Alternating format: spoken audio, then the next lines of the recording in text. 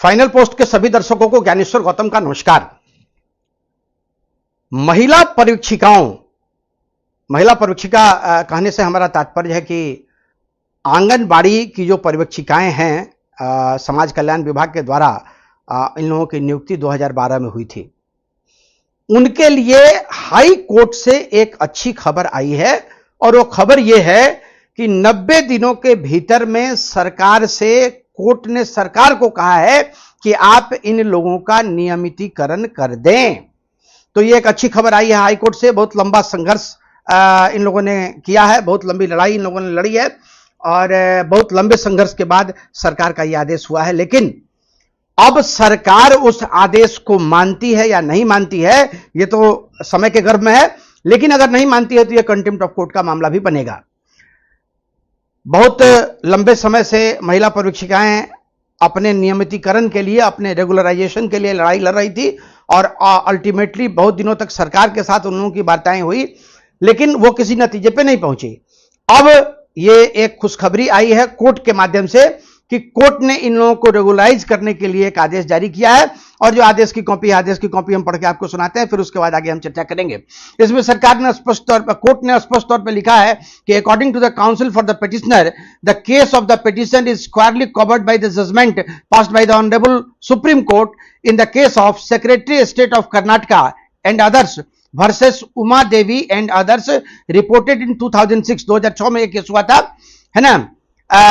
SCC and Jago versus Union of India and others reported in 2024 SCCC online SC 3826. Therefore, it is prayed by him that this petition may be disposed of, directing the concerned respondent to consider and decide the claim of petitioners to grant of their regularization in the light of judgment passed by the Honorable Supreme Court as referred therein above। ये जो supreme court ने एक judgement दिया था 2006 में, इनका judgment था state of Karnataka versus Uma Devi वाले केस में, उसमें स्पष्ट तौर पे किया हुआ है कि भाई एक समय आता है, एक समय के बाद आपको इनका नियमितीकरण कर देना है। और ऐसे भी सरकार भी ये कहती है कि अगर आप 11 महीने तक तो आपका अनुबंध होता है, लेकिन 12 महीने के बाद तक अगर आप काम कर रहे हैं और 3 साल तक आपका काम अगर लगातार रह गया है तो वैसी स्थिति में आपका नियमितीकरण का दावा बनता है।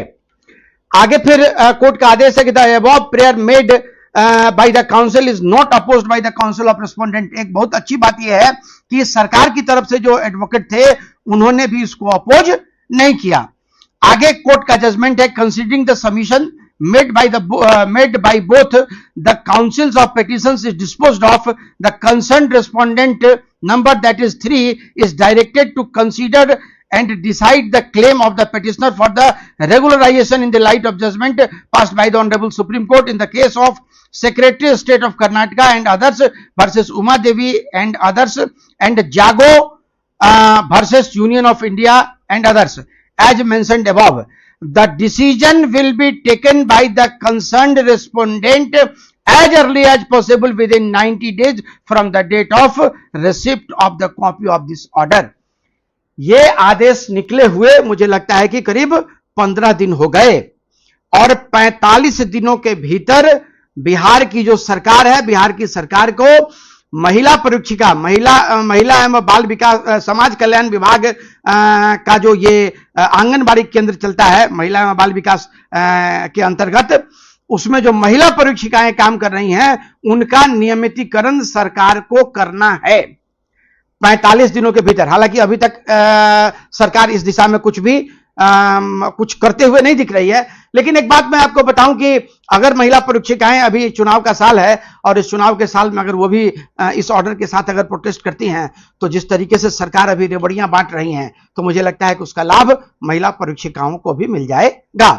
तो एक बार फिर से महिला परीक्षिकाओं को संगठित होने की जरूरत है और संगठित होकर अगर वो अपना डिमांड, अपनी आवाज रखेंगी तो उनको इसका लाभ मिलेगा। तो फाइनल पोस्ट की तरफ से ये खबर महत्वपूर्ण खबर थी और ये खबर मैंने बताई और हम चाहेंगे कि पूरे बिहार की जो महिला परीक्षिकाएं हैं वो महिला परीक्षिकाएं एक बार एकजुट होकर और सरकार को अपना आवेदन दें और सरकार को आवेदन दें कि ये डिमांड करें कि चूंकि अब कोर्ट का भी आदेश हो चुका है, सुप्रीम कोर्ट का आदेश है। देखिए इस केस में क्या है ना कि इस केस में सरकार सुप्रीम कोर्ट भी नहीं जा सकती है, क्योंकि ये जो जजमेंट हाई कोर्ट ने दिया है वो जजमेंट सुप्रीम कोर्ट का जो वर्डिक्ट था उसी के अगेंस्ट में दिया है। तो इससे मुझे लगता है कि महिला परीक्षिकाओं को काफी लाभ होगा। और फाइनल पोस्ट इस पूरे बिहार राज्य में जितनी भी महिला परीक्षिकाएं हैं उन सबों को धन्यवाद और बधाई देता है। इसके साथ साथ कि आप सबों का नियमितीकरण हो जाए। हम हर आंदोलन में आपके साथ थे और आगे भी आपके साथ रहेंगे। देखते रहिए फाइनल पोस्ट। बहुत बहुत धन्यवाद।